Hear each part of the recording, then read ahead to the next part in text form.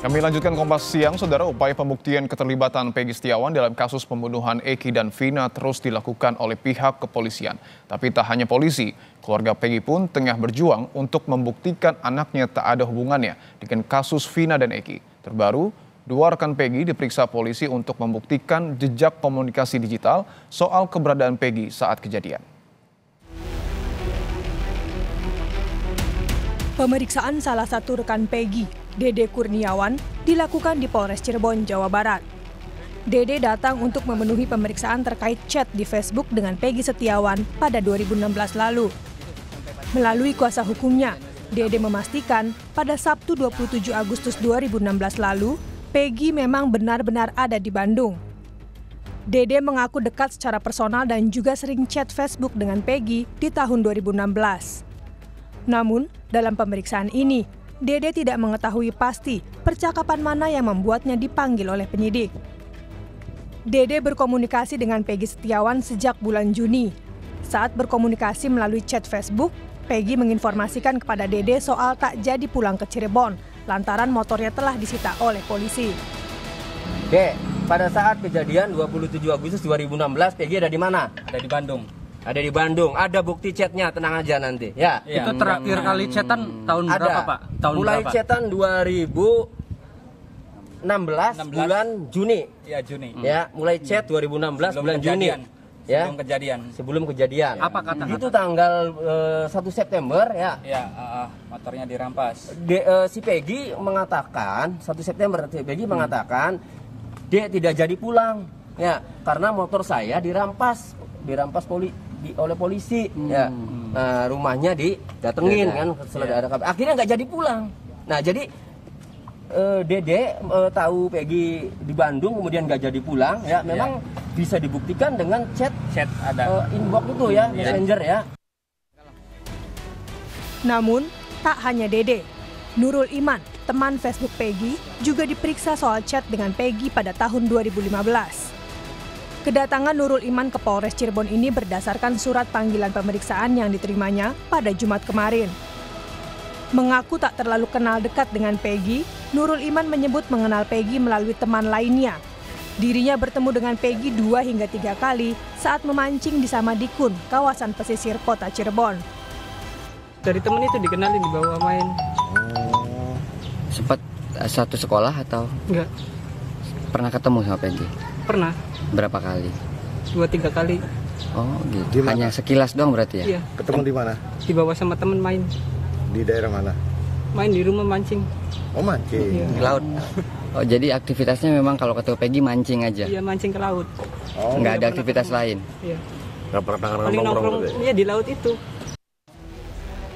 Dalam upaya membuktikan sangkaannya terhadap Peggy sebagai pelaku pembunuhan Vina dan Eki, penyidik Polda Jawa Barat memang telah lebih dahulu menyita akun Facebook milik Peggy Setiawan. Dalam pemeriksaan sebelumnya, penyidik mencecar 28 pertanyaan kepada Peggy terkait aktivitasnya di media sosial Facebook. Polisi pun menjadikan akun Facebook Peggy sebagai alat bukti. Dugaan adanya kepemilikan akun Facebook milik tersangka PS. Dan dari hasil pemeriksaan, tersangka PS mengakui bahwa akun Facebook tersebut adalah miliknya. Artinya, akun Facebook tersebut hanya bisa diakses oleh yang bersangkutan, oleh tersangka PS sendiri, dan karena dia sendiri yang memiliki password. Nah, terkait dengan hal tersebut tentunya menjadi salah satu juga alat bukti yang didapatkan oleh penyidik. Namun beberapa bukti jejak digital media sosial Facebook milik Peggy juga telah dibawa oleh pengacara. Bukti ini dipersiapkan untuk sidang pra-peradilan Peggy yang akan digelar pada 24 Juni mendatang. Tidak dimunculkan isi status ini, padahal ada di Facebook Peggy. Kenapa kalau memang Facebook itu diperiksa, disita, kemudian dibuka oleh ahli, kenapa hal-hal yang meringankan ini tidak mau dimunculkan oleh pihak penyidik? Karena ini kan benar-benar alibi yang sangat kuat. Kita pun akan menguatkan bukti-bukti untuk Peggy Setiawan bahwa dia memang betul-betul bukan pelakunya. Jadi selama ini penyidik hanya memaksakan untuk tetap Peggy adalah pelakunya walaupun Buktinya sangat lemah. ya. Kini, menarik untuk dinanti. Apakah akun Facebook Peggy bisa jadi bukti baru bagi polisi untuk menguatkan posisi Peggy sebagai tersangka pembunuhan? Jalannya pra-peradilan 24 Juni mendatang juga dinanti untuk memastikan apakah status tersangka Peggy sah di tengah kontroversi benar tidaknya Peggy jadi pelaku pembunuhan di kasus yang terjadi 8 tahun lalu. Tim Liputan, Kompas TV.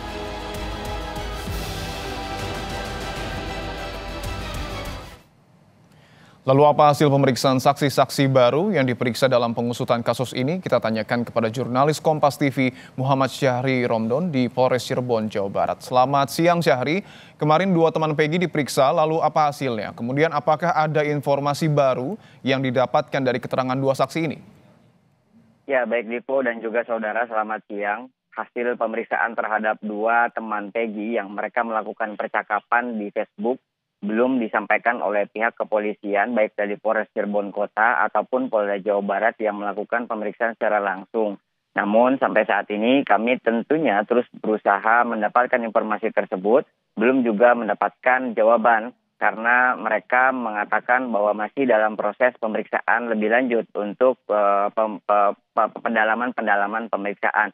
Sementara itu kami mendengar dari kuasa hukum kedua teman Peggy yang menyatakan bahwa pemeriksaan terhadap 2 teman Peggy ini berlangsung di 2 waktu yang berbeda. Pertama yang masuk ke dalam lokasi Polres Cirebon Kota adalah Nurul Iman. Dia masuk dari sekitar pukul 14.00 atau jam 2 siang kemarin dan baru keluar sekitar pukul 18.30 atau sekitar setengah 7 sore atau setengah 7 malam. Untuk Nurul Iman sendiri, kepolisian Polda Jawa Barat mencecar atau memberikan pertanyaan sebanyak 41 poin pertanyaan.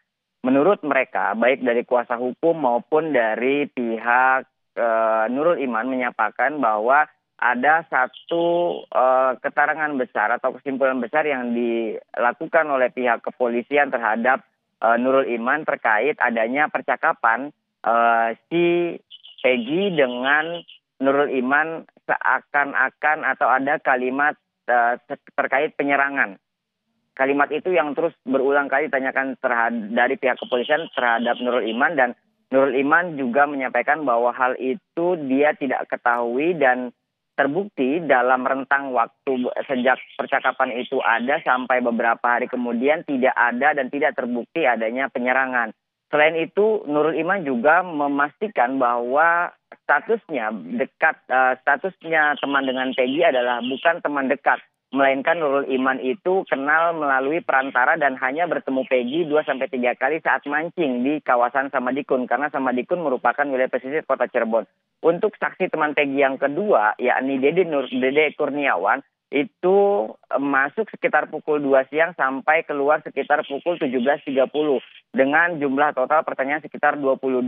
Kuasa hukumnya Tony RM memastikan ada 2 poin yang terus didesak penyidik kepada Dede Kurniawan terkait adanya postingan yang seakan-akan mengarahkan kepada tulisan Jack GD, artinya Jack garis keras di sana, dan dihubung-hubungkan dengan peristiwa perkara pada saat Vina dan Eki ditemukan tewas. Padahal menurut kuasa hukum kejadian tersebut sangat tidak memiliki korelasi. Dan poin yang kedua adalah ada foto bersama antara Peggy Setiawan dengan Dede Kurniawan saat di pelabuhan.